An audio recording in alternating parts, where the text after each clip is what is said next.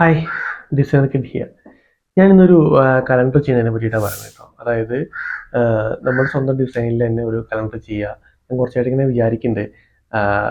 അപ്പോൾ ഞാൻ ബേസിക്കലി കൂടുതലും ലോഗോസാണ് ചെയ്യുന്നത്. അപ്പോൾ ലോഗോ ഡിസൈൻസ് മാച്ച് ചെയ്യുന്ന രീതിയിൽ കലണ്ടർ ചെയ്യുക. ഓരോ പേജും ഇപ്പോൾ ജാനുവരിയിലെ ഫസ്റ്റ് ലെറ്റർ വെച്ചിട്ട് ഒരു ലോഗോ മാച്ച് ചെയ്തിട്ട് ചെയ്യുക. എനിക്ക് ജനുവരി ടു ഡിസംബർ വരെയുള്ള എൻ്റെ ഫസ്റ്റ് ലെറ്റേഴ്സ് വെച്ചിട്ടുള്ള ലോഗോസ് എൻ്റെ കയ്യിലുണ്ട്. അപ്പോൾ ഇത് ആ ലോഗോൻ്റെ തന്നെ പേരും കളറും ഇതൊക്കെ വെച്ചുകൊണ്ട്, അതായത് ആ കളർ കോഡുകളും കാര്യങ്ങളൊക്കെ കീപ്പ് ചെയ്തുകൊണ്ട് ഓരോ പേജും ചെയ്യുക എന്നുള്ളതാണ്. അപ്പോൾ ഇത് എനിക്കൊരു സെൽഫ് സാറ്റിസ്ഫാക്ഷന് വേണ്ടി ചെയ്യുന്നുള്ളൂ. ഒരു എല്ലാ ഡിസൈൻസ് ഇങ്ങനെയൊക്കെ ഉണ്ടാവും. അതായത് എന്തെങ്കിലുമൊക്കെ ഇങ്ങനെ സ്വന്തമായിട്ട് ഡിസൈൻ ചെയ്തിട്ട് അതിലൊരു ഹാപ്പിനെസ് കണ്ടെത്തുന്ന ആളുകൾ ഉണ്ടാവില്ലേ. അപ്പോൾ അങ്ങനെയുള്ളവർക്കാണ് കൂടുതലും ഈ ആർട്ട് പരമായിട്ടുള്ള വർക്കുകളിലൊക്കെ അവർക്ക് അങ്ങനെ ചെയ്യാണ്ടിരിക്കാൻ പറ്റുന്നുണ്ടാവില്ല. അവരുടെ ഉള്ളിലൊക്കെ ഇതേപോലെ ഓരോ എന്തെങ്കിലും കാര്യങ്ങൾ കുഞ്ഞു കുഞ്ഞായിട്ട് ചെയ്യണം. അപ്പോൾ ചിലവർക്ക് ഇങ്ങനെ ഈ വണ്ടിയൊക്കെ ഉണ്ടാക്കുന്നത് കണ്ടില്ലേ, മിനിയേച്ചർ ഉണ്ടാക്കുക, അതുപോലെ കുഞ്ഞു വീട് ഉണ്ടാക്കുക. ഇതുപോലെ ഓരോ ആളുകൾക്കും ഇങ്ങനെ ഓരോന്ന് എന്തെങ്കിലുമൊക്കെ ചെയ്തുകൊണ്ടിരിക്കാനായിട്ട് ഭയങ്കര ആഗ്രഹമായിരിക്കില്ലേ. അപ്പം അതുപോലുള്ളൊരു ആഗ്രഹമാണിത്. അല്ലാണ്ട് ഇത് വേറെ ആർക്കെങ്കിലും കൊടുക്കാൻ വേണ്ടിയോ അങ്ങനെ ഒന്നും ചെയ്യുന്നില്ല കേട്ടോ. അപ്പം ഇതിൽ ഞാൻ എങ്ങനെ ചെയ്തു എന്നുള്ളതിനെ പറ്റിയിട്ടുള്ള കാര്യങ്ങൾ പറയാം. പിന്നെ അതിൽ തന്നെ ഓരോ ലോഗോസും എനിക്ക് ഇമോഷണലി കണക്റ്റഡ് ആയിട്ടുള്ള ലോഗോസാണ്. അതായത് ഞാൻ ഓരോ ലോഗോ ചെയ്യുന്ന സമയത്ത് അവരായിട്ട് കമ്മ്യൂണിക്കേറ്റ് ചെയ്യുമ്പോൾ അവർക്കത് അവരുടെ ഒരു സ്വപ്നമാണ്, അവരുടെ ഡ്രീമാണ്. അപ്പോൾ ഓരോ ആളുകളുടെയും ഡ്രീം ഇങ്ങനെ കേൾക്കുമ്പോൾ അത് എൻ്റെയും കൂടി ഡ്രീമായിട്ട് മാറുന്ന പോലെയൊക്കെ ഫീൽ ചെയ്യാറുണ്ട്. അപ്പം ഇതിൽ ഓരോ ലോഗോസും അതുപോലെയാണ്. എനിക്ക് ഒന്നൊന്നും മാറ്റി നിർത്താൻ പറ്റില്ല. അപ്പോൾ എന്നാലും അതിൽ എനിക്ക് എന്തോ സ്പെഷ്യാലിറ്റി തോന്നിയിട്ടുള്ള കുറച്ച് ലോഗോസാണ് ഞാൻ ഇതിൽ സെലക്ട് ചെയ്തിട്ടുള്ളത് കേട്ടോ. അപ്പോൾ അത് തന്നെ ജനുവരിക്ക് ഞാൻ സെലക്ട് ചെയ്തിട്ടുള്ളത് ജസാൻ എന്ന് പറഞ്ഞിട്ടുള്ള ഒരു പ്ലൈവുഡ്. അപ്പോൾ അവർക്ക് സ്വന്തമായിട്ടൊരു ബ്രാൻഡ് ചെയ്യണം എന്നുണ്ട്. അപ്പോൾ ജസാൻ എന്നാണ് പേര് പറഞ്ഞത്. ഇതൊരു വേർഡ് മാർക്ക് ലോഗോ ആണ്. അപ്പോൾ ഇത് പ്ലൈവുഡിൻ്റെ ഒരു സ്ട്രക്ചറൊക്കെ വെച്ചിട്ടുള്ള ഒരു ലോഗോ, ഓരോ ലെറ്റേഴ്സിന് അങ്ങനെ ചെയ്തിട്ടുള്ളത്. അത് ഭയങ്കര ഇഷ്ടമായിരുന്നു അവർക്ക്. എല്ലാം കഴിഞ്ഞിട്ട് പിന്നെ 2 ദിവസം കഴിഞ്ഞിട്ട് ആ പുള്ളി വിളിച്ചിട്ട് പറഞ്ഞു, എടാ എനിക്ക് ആ ലോഗോ കിട്ടിയില്ലടാ, അത് ആ പേര് ഒരു വ്യക്തിയുടെ പേര് അങ്ങനെ എന്തോ പറഞ്ഞു, ആ വ്യക്തിയുടെ പേര് പോലെ ഉണ്ട്. അപ്പം അത് പേരായിട്ട് അങ്ങനെ ഇടാൻ പറ്റില്ല, വേറെ ഡിസൈൻ പ്രശ്നമാണെന്നല്ല കേട്ടോ, നമുക്ക് വേറെ ഒരെണ്ണം ചെയ്യണം അങ്ങനെ പറഞ്ഞ്. അപ്പം എനിക്ക് ഭയങ്കര സങ്കടമായി. കാരണം ഞാൻ കുറേ എഫേർട്ട് എടുത്തതാണ്. പിന്നെ പുള്ളി അതിനെ പറ്റിയിട്ട് കുറേ കാര്യങ്ങൾ പറഞ്ഞ് ഒരുപാട് ദിവസങ്ങൾ എടുത്തു അത് ചെയ്യാനായിട്ട്. അതായത് കുറേ കാര്യങ്ങൾ സംസാരിച്ചും ചർച്ച ചെയ്തൊക്കെയല്ലേ ഓരോ ലോഗോസ് ചെയ്യുന്നത്. അപ്പോൾ പെട്ടെന്ന് എനിക്കത് അയ്യോ അത് യൂസ് ചെയ്യാൻ പറ്റുന്നില്ലേ എന്നായിരിക്കും എനിക്ക് ഭയങ്കര വിഷമമായി. എന്നിട്ട് പുള്ളി പറഞ്ഞു, ഞാനും എന്തായാലും ഞാൻ വേറൊരു പേര് സെറ്റ് ചെയ്തിട്ട് വരുന്നുണ്ട്, നമുക്ക് വേറെ ഒരെണ്ണം ചെയ്യണം, എന്തായാലും ഇനി അത് എനിക്ക് എന്തായാലും നമുക്ക് ഈ പ്രൊഡക്റ്റ് എന്തായാലും ചെയ്യണം എന്ന് പറഞ്ഞിട്ട് അങ്ങനെ പുള്ളി കുറച്ച് കഴിഞ്ഞിട്ട് പിന്നെ എന്നെ വിളിച്ചു. പിന്നെ ആ ലോഗോ ചെയ്തു കേട്ടോ, അത് ഞാൻ പറയാം. പക്ഷെ എനിക്ക് ഈ ലോഗോ ചെയ്തല്ലോ, അപ്പം അതെനിക്ക് കളയാൻ തോന്നുന്നില്ല, അല്ലെങ്കിൽ അത് അതിനങ്ങോട്ട് മാറ്റി നിർത്താൻ തോന്നുന്നില്ല. അപ്പം അത് ഞാനിതിൽ ജാനുവരിക്ക് ഞാൻ എന്ത് ചെയ്തു, ജസാൻ സെലക്ട് ചെയ്തു. ഫെബ്രുവരി തൊട്ടടുത്ത മാസത്തെ എനിക്ക് ഭയങ്കര സന്തോഷം തോന്നി ഞാൻ ആ ലോഗോ സെലക്ട് ചെയ്തപ്പോൾ. കാരണം ഈ ജസാൻ എന്ന് പറഞ്ഞ ഇവരുടെ രണ്ടാമത്തെ അവർ കണ്ടെത്തി വന്ന ഒരു പേരായിരുന്നു ഫിറ്റ്സ് എന്ന് പറഞ്ഞിട്ട്. അവർക്ക് തന്നെ ആ രണ്ടാമത്തെ പേര് ഞാൻ കൊടുക്കുകയാണ്. അത് എന്താ വെച്ചാൽ ഫിറ്റ്സ് എന്ന് പറഞ്ഞു കഴിഞ്ഞാൽ ശരിക്കും അവർ മൗണ്ട് ഫിറ്റ്സ് റോയ് എന്ന് പറഞ്ഞിട്ടൊരു മൗണ്ടൻ ഉണ്ട്. അപ്പം ഈ മൗണ്ടൻ്റെ പേരിൽ നിന്നാണ് അവർ ഇതെടുത്തിട്ടുള്ളത്. അപ്പം അതിനൊരു മൗണ്ടൻ സ്വഭാവം ഉണ്ടാവണം എന്ന് എൻ്റെ അടുത്ത് പറഞ്ഞിട്ടുണ്ടായിരുന്നു. രണ്ടാമത്തെ ലോഗോ ആയിട്ട് ഞാൻ എന്ത് ചെയ്തു, ഫിറ്റ്സ് ഞാൻ സെലക്ട് ചെയ്തു. മൂന്നാമത്തത് മാർച്ചിന് വേണ്ടിയിട്ട് ഞാൻ എൻ്റെ ഒരു സുഹൃത്ത് വഴി വന്നൊരു ലോഗോ ആണ്. അതായത് എൻ്റെ സുഹൃത്തിൻ്റെ സുഹൃത്താണ് ഇതിൻ്റെ ഓണർ. അപ്പം ഒരു ബൊട്ടീക്ക. വേറെ ലോഗോസ് ഉണ്ട് കേട്ടോ, പക്ഷെ ഞാനിത് സെലക്ട് ചെയ്യാനുള്ള കാരണം എന്താ വെച്ചാൽ അതിലൊരു സംതിങ് സ്പെഷ്യൽ എനിക്ക് ഫീൽ ചെയ്തോണ്ടാണ്. അപ്പോൾ അത് ഈയിടെ ചെയ്താണ്, ഈ കുറച്ച് കാലമായിട്ടുള്ളൂ ചെയ്തിട്ട്, മാസങ്ങളായിട്ടുള്ളൂ. അപ്പം മോമറി എന്നാണ്, മോമറി ബൈ രുദ്ര കളക്ഷൻ എന്നാണ് ഇതിൻ്റെ പേര്, സ്ഥാപനത്തിൻ്റെ പേര് മോമറി. ഇതിൽ അവരെൻ്റെ അടുത്ത് പറഞ്ഞിട്ടുള്ളൊരു കൺസെപ്റ്റ് എന്താണെന്ന് വെച്ച് കഴിഞ്ഞാൽ, അതാണ് എനിക്ക് ഇഷ്ടപ്പെട്ടൊരു കാര്യം. അതായത് ഇവർ ചെയ്യുന്നത് ഈ പ്രഗ്നൻ്റ് ആയിട്ടുള്ള സ്ത്രീകൾക്കും അതുപോലെ പ്രഗ്നൻസി കഴിഞ്ഞിട്ടുള്ള സ്ത്രീകൾക്കും ഒക്കെയുള്ള അവർക്ക് വേണ്ടിയിട്ടുള്ള ഒരു ബൊട്ടീക്ക്, ഒരു കോസ്റ്റ്യൂം ഡിസൈൻ, അല്ലെങ്കിൽ എന്താ പറയുക, ഡ്രസ്സുകൾ ഡിസൈൻ ചെയ്യുക. അതിൽ അവരെൻ്റെ അടുത്ത് പറഞ്ഞൊരു കാര്യത്തിൽ അമ്മയും കുഞ്ഞും തമ്മിലുള്ള ഒരു സ്നേഹം, അതായിരിക്കണം ആ ലോഗോയിൽ. അങ്ങനത്തെ കുറേ കാര്യങ്ങളാണ് എൻ്റെ അടുത്ത് പറഞ്ഞത്. ഒരു അമ്മ എന്നുള്ള ഫീൽ ആ ലോഗോയിൽ വേണം, പിന്നെ ഒരു കുഞ്ഞിനോടുള്ള സ്നേഹം അത് വേണം, അങ്ങനത്തെ കാര്യങ്ങളൊക്കെ പറഞ്ഞു. പിന്നെ അതുപോലെ മാക്സിമം മിനിമൽ ആവണം, പിന്നെ ഫോണ്ട് ഒരു ഇങ്ങനെ എഴുതിയ പോലത്തെ ഒരു ഫോണ്ട് വേണം എന്ന് എൻ്റെ അടുത്ത് പറഞ്ഞു. ഒരു ഡിസൈൻ ചെയ്തു. ഒരു സിംഗിൾ ലൈൻ ലോഗോ ആണ് അത് കേട്ടോ. അതായത് ഒരു തലയിൽ തുടങ്ങിയിട്ട് അടുത്ത തലയിൽ അവസാനിക്കുന്ന ടൈപ്പ് ഒരു ലോഗോ ആണ്. എന്നിട്ട് എനിക്കത് കാണുമ്പോഴുണ്ടല്ലോ ഒരു ലോക്കറ്റൊക്കെ ആയിട്ട് ഫീൽ ചെയ്യും. അതായത് അങ്ങനത്തെ ഒക്കെ ഒരു ലോഗോ ആണ്. 3ാമത്തെ മാസം കഴിഞ്ഞ് 4ാമത്തെ മാസത്തേക്ക് ഞാൻ സെലക്ട് ചെയ്തത് അറ്റ്ലസ് വെഞ്ചൂർ എന്ന് പറഞ്ഞിട്ടുള്ള ഒരു ബിൽഡേഴ്സ് ആൻഡ് ഡെവലപ്പേഴ്സ്. അവരുടെ ലോഗോ വളരെ മിനിമൽ ആയിട്ടുള്ള ലോഗോ. പക്ഷേ ഈ ലോഗോ എനിക്ക് തന്ന സമയത്ത് ഇവർ പറഞ്ഞത്, അവർ പേര് പറഞ്ഞു, അറ്റ്ലസ് വെഞ്ചൂഴ്സ് എന്നുള്ള പേര് പറഞ്ഞു തന്നു. അവർക്ക് പ്രത്യേകിച്ച് അഭിപ്രായങ്ങളോ അങ്ങനത്തെ ഒന്നും ഉണ്ടായില്ല. നല്ലതായിരിക്കണം, നല്ല ബ്രാൻഡ് ഫീല് വേണം, ഇങ്ങനത്തെ കാര്യങ്ങളാണ് പറയുന്നത്. പക്ഷെ ചെയ്തു വന്നപ്പോൾ എനിക്ക് ഭയങ്കര ഇഷ്ടപ്പെട്ടൊരു ലോഗോയാണ്. വളരെ മിനിമലായിട്ടുള്ളൊരു ലോഗോയാണ്. ഇപ്പോൾ അതിൽ അറ്റ്ലസിൻ്റെ ആ ഫസ്റ്റ് ലെറ്റർ ആയിട്ടുള്ള എ വെച്ചിട്ടാണ് ഞാൻ ലോഗോ ചെയ്തിട്ടുള്ളത്. ഒരു പ്ലാന്റ് ഉണ്ട്, ഒരു ലീഫ്. ആ ഒരു ലീഫിൻ്റെ സ്ട്രക്ചറിലാണ് ഞാൻ ആ ലോഗോ ചെയ്തത്. അവർക്ക് കൺസെപ്റ്റ് കാര്യങ്ങളും പറഞ്ഞപ്പോൾ അവർക്ക് ഇഷ്ടമായി. അതിൽ കറപ്ഷൻസോ കാര്യങ്ങളൊന്നും തന്നില്ല അവർ കേട്ടോ. അവർക്കത് ഫസ്റ്റ് ലുക്കിൽ തന്നെ ഇംപ്രസ്ഡ് ആയി. മെയ് മാസത്തിൽ എനിക്ക് Mariya fish and meat hub എന്ന് പറഞ്ഞിട്ടൊരു ലോഗോ ഉണ്ട്. ഇപ്പോൾ നമ്മളെ സ്വിഗ്ഗിയൊക്കെ പോലെ ഒരു ഡെലിവറി പാറ്റേൺ കാര്യങ്ങളൊക്കെ അവർക്ക് ആഗ്രഹമുണ്ട്.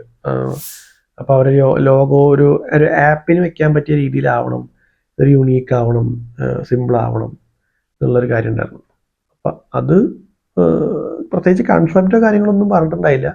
അവർക്ക് എന്നുള്ള അതിൽ ഉൾക്കൊള്ളിക്കണം എന്നുണ്ടായിരുന്നു, മറിയ എന്നുള്ളതിൻ്റെ. അപ്പോൾ അതങ്ങനെ ചെയ്തു.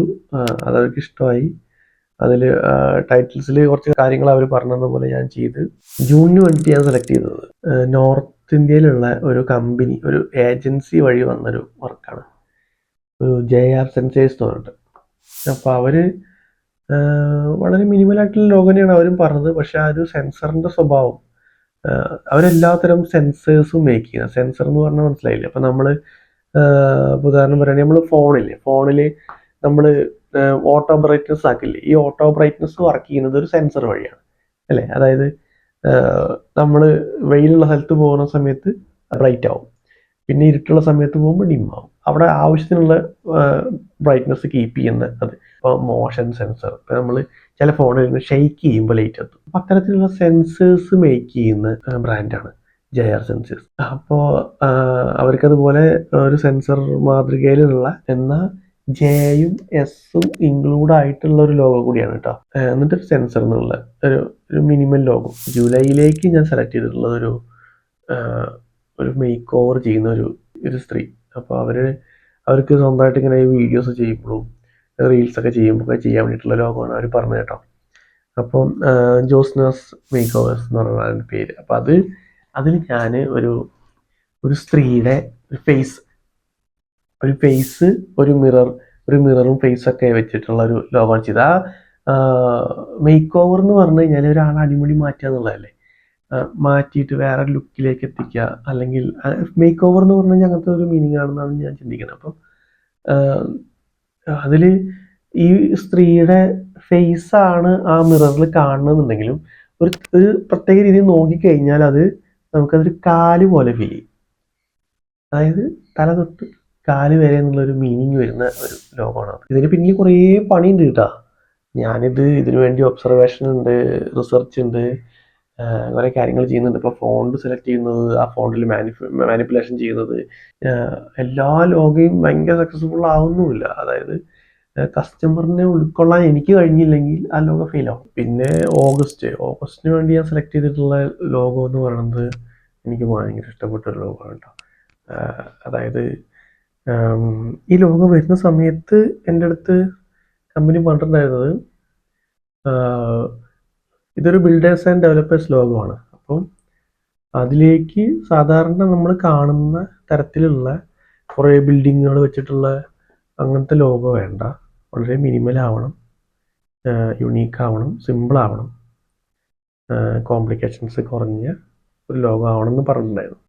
ഈ ലോഗോ ഞാൻ കാണിക്കാം. അപ്പോൾ നിങ്ങൾ പറ, ഞാൻ ഈ ലോഗോയ്ക്ക് ഞാൻ ഇൻസ്പയർ ചെയ്തിട്ടുണ്ടാവുക എന്തായിരിക്കും, ഞാൻ ഏറ്റവും കൂടുതൽ ഇൻസ്പയർ ചെയ്തിട്ടുണ്ടാവുക എന്നുള്ളത് ഒന്ന് കമൻറ്റ് ചെയ്യും കേട്ടോ, പറ്റുവാണെങ്കിൽ. പറ്റുണ്ടാവും, ഞാൻ അങ്ങനെ പറയണതല്ല. അതായത് നിങ്ങൾക്ക് ചിലപ്പോൾ പറയാനൊക്കെ പറ്റും, പക്ഷേ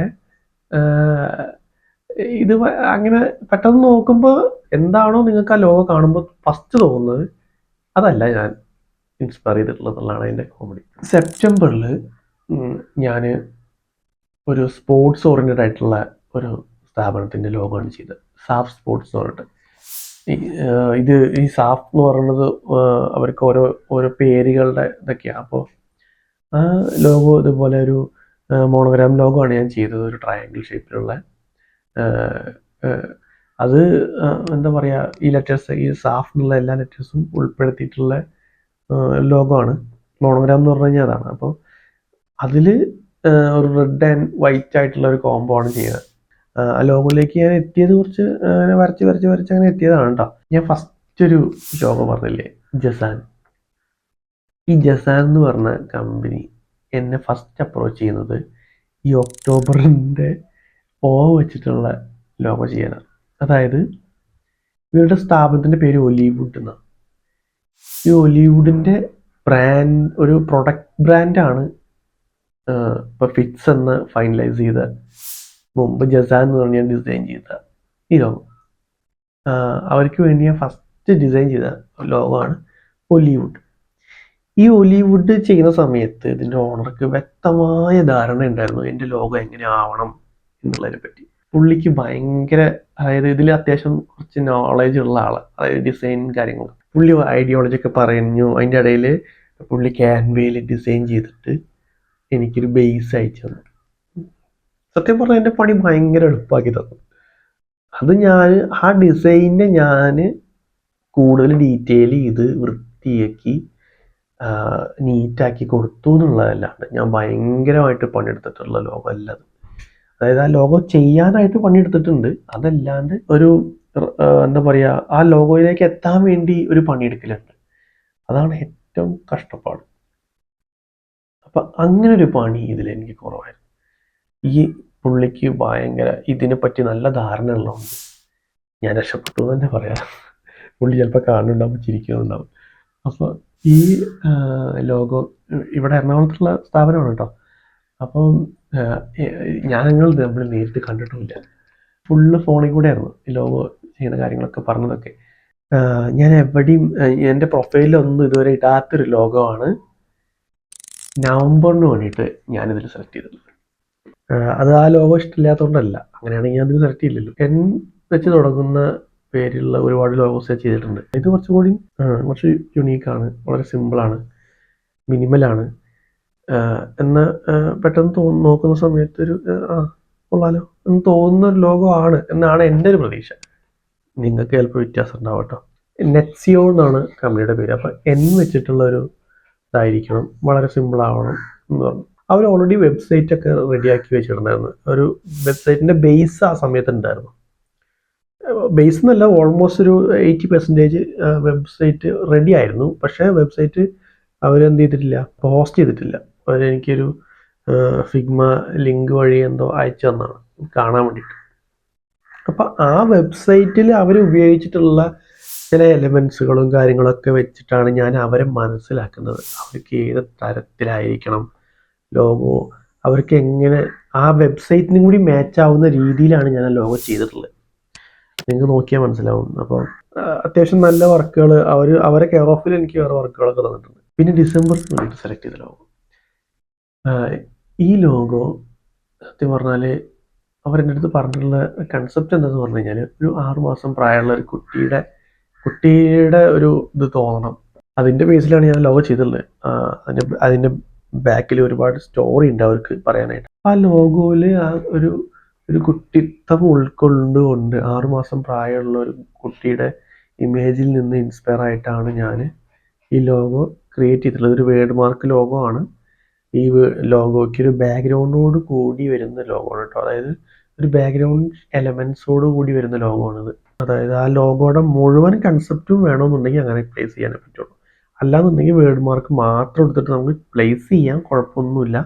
അതിൻ്റെ മുഴുവൻ കൺസെപ്റ്റിന് ഈ ബാക്ക്ഗ്രൗണ്ട് എലമെൻറ്റും കൂടി വേണം. അപ്പോൾ അത് നോക്കിയിട്ട് പറയൂ കേട്ടോ, നിങ്ങൾ അതിനെ പറ്റിയിട്ടുള്ള അഭിപ്രായങ്ങളൊക്കെ നിങ്ങൾ കമൻറ്റ് ചെയ്യൂ. ഇനിയുള്ളത് അടുത്തത് ഈ കലണ്ടർ മേക്ക് ചെയ്യുന്ന പ്രോസസ്സ്. എൻ്റെ കയ്യിൽ ഇതിൻ്റെ ഓൾറെഡി ഒരു ബേസ് ഉള്ളതുകൊണ്ട് തന്നെ അതിൻ്റെ അളവ് ഞാൻ നോക്കിയപ്പോൾ എനിക്ക് ഇതിൻ്റെ അകത്ത് നിൽക്കണം നമ്മുടെ കലണ്ടർ എന്ന് പറയുന്നത്. അപ്പോൾ അത് ഒരു 114 mm വീതിയും 130 mm ഹൈറ്റും ഉള്ള ഒരു കലണ്ടറാണ് ഇതിന് ഏറ്റവും സ്യൂട്ടാവുക. അത് കുറച്ച് പുറത്തേക്ക് നിന്നാലും ബോറായിരിക്കും, ഒരുപാട് ഉള്ളിലേക്ക് നിന്നാലും ബോറായിരിക്കും. അപ്പോൾ ഒരു വൃത്തി ഉണ്ടാവുന്നൊരു അളവാണ് ഞാൻ നോക്കിയത്. അതിനുശേഷം പ്രിൻ്റ് ചെയ്ത് കട്ട് ചെയ്ത് ലെവലാക്കി. അതിനുശേഷം ഇതിന് ഹോൾ പഞ്ച് ചെയ്യണം. ഈ ഹോൾ പഞ്ച് ചെയ്യുന്നത് എൻ്റെ കയ്യിൽ പഞ്ച് ചെയ്യുന്ന ഒന്നുമില്ല. അപ്പോൾ ഞാൻ മാനുവലി ഇതങ്ങനെ ചെയ്യും. പിന്നെ ഇത് സ്ക്വയറിലാണ്. നോർമലി ഇങ്ങനത്തെ കലണ്ടറിലൊക്കെ കണ്ടിട്ടുള്ള സ്ക്വയറിലാണ്. സ്ക്വയർ പഞ്ച് എന്ന് പറഞ്ഞു കഴിഞ്ഞാൽ മൾട്ടി പഞ്ചാണ് വരിക. അത് കുറച്ച് 2000-3000 രൂപ ഏറ്റവും കുറഞ്ഞതിന് വരുന്നത്. അത് ഒരുപാട് ഇപ്പോൾ വലിയൊരു A3 സൈസിലുള്ള കലണ്ടറൊക്കെ ഇങ്ങനെ പഞ്ച് ചെയ്യാൻ പറ്റുന്ന രീതിയിലുള്ള അത്രയും ഹോൾസ് ഉണ്ടാവും. ഒറ്റ പഞ്ചിൽ ഒറ്റ നിറച്ച് ഹോളാവുന്ന ടൈപ്പാണ്. അപ്പം ഇത് വാങ്ങലൊന്നും നടക്കില്ല. അതാ കാരണം ഞാനിത് ഇതുകൊണ്ട് ഇതല്ല എൻ്റെ പണി.